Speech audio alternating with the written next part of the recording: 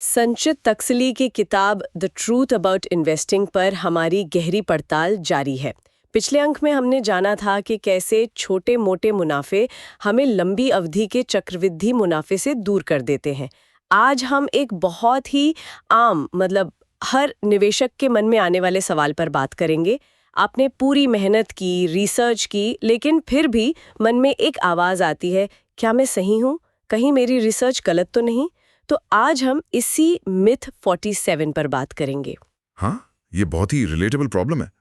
होता क्या है कि निवेशक जानकारी तो जुटा लेते हैं, पर अनुभव की कमी, बाजार का शोर और कभी-कभी तो बहुत ज्यादा जानकारी के बोझ से वो अपने ही एनालिसिस पर शक करने लगते हैं। राइट, एक तरह का एनालिसिस पैरालिसिस हो जाता है। बिल्कुल। और शायद यहीं से ये धारणा भी बन जाती है कि स्टॉक रिसर्च तो बहुत मुश्किल काम है, ये तो सिर्फ प्रोफेशनल्स के लिए है। एग्जैक्टली।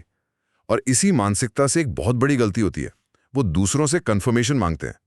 भाई जरा देखना मेरी रिसर्च ठीक है ना।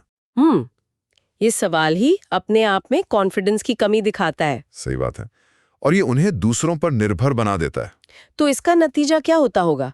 मुझे लगता है या तो वो डर के मारे निवेश ही नहीं करते होंगे। हाँ, एक तो वो या तो निवेश ही नहीं करते या फिर किसी के कहने पर बिना किसी ठोस रणनीति के जरूरत से ज्यादा पैसा लगा देते हैं। अच्छा। और ऐसे में बिजनेस मॉडल कितना मजबूत है ये बात पीछे रह जाती है।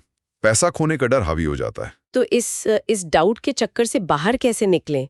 लेखक ने एक स्ट्रक्चर्ड अप्रोच की बात की है। क्या है वो? हाँ, लेखक ने 5 बहुत ही प्रैक्टिकल कदम सुझाए हैं। पहले 2 तो नींव की तरह हैं। पहला, आपका उद्देश्य क्या है, ये एकदम साफ हो। आप ये रिसर्च कर ही क्यों रहे हैं। ओके। और दूसरा, सिर्फ ऑथेंटिक सोर्सेज का इस्तेमाल करें। मतलब कंपनी की वार्षिक report, investor presentations, management commentary, अफवाहों पर बिल्कुल नहीं। ठीक है। तो एक बार जब किसी के पास ऑथेंटिक सोर्सेज से डेटा आ गया, तो अगला कदम तो यही होगा कि कंपनी अपने कॉम्पिटिटर्स के मुकाबले कैसी है। बिल्कुल, ये तीसरा और बहुत जरूरी कदम है।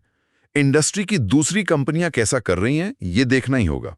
और फिर आता है चौथा कदम, एक सेल्फ एनालिसिस समरी बनाना। सेल्फ एनालिसिस समरी मतलब आप खुद के लिए लिखें कि आप क्यों, कितना और कितने समय के लिए निवेश कर रहे हैं।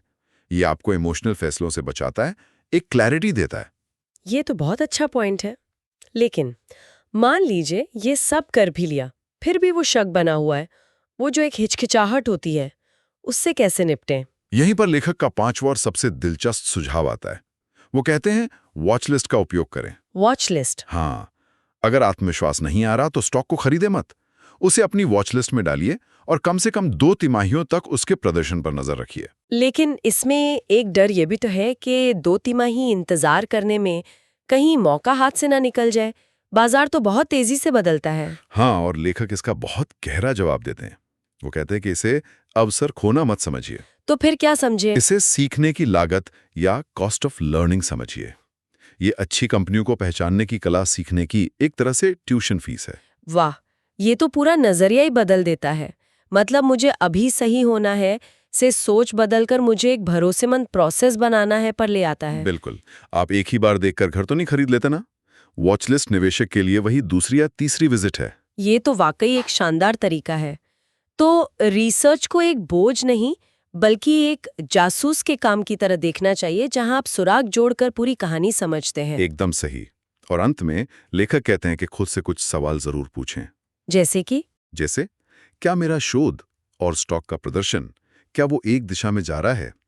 क्या रिस्क रिवॉर्ड रेशियो अभी भी मेरे पक्ष में है? और सबसे जरूरी, ये जो संदेह है ये सिर्फ मेरे मन का वहम है या इसके पीछे कोई ठोस कारण है? तो आज की हमारी इस पड़ताल का सार ये है कि एक संरचित दृष्टिकोण अपनाकर और अपने नजरिए को बदलकर हम अपने ही शोध पर संदेह को आत्मविश्वास में बदल सकते हैं। बिल्कुल। और अगले अंक में हम मिथ 48 पर चर्चा करेंगे, जो फैसला लेने के बाद होने वाले संदेह से जुड़ा है। अच्छा, सही लियाना वाला सवाल। हाँ, हम जानेंगे कि क्या बार बार वैलिडेशन की ये तलाश हमें असल मुनाफा कमाने से रोकती है। जाने से पहले आज के लिए एक अंतिम विचार छोड़ जाते हैं। अगर आपका शोध तथ्यों और आंकड़ों पर आधारित है, तो ये संदेह कहाँ से पैदा हो रहा है? बाजार के शोर से या आपके अपने मन के शोर से? इस गहरी पड़ताल में शामिल होने के लिए धन्यवाद। अगली बार तक सीखते रहिए।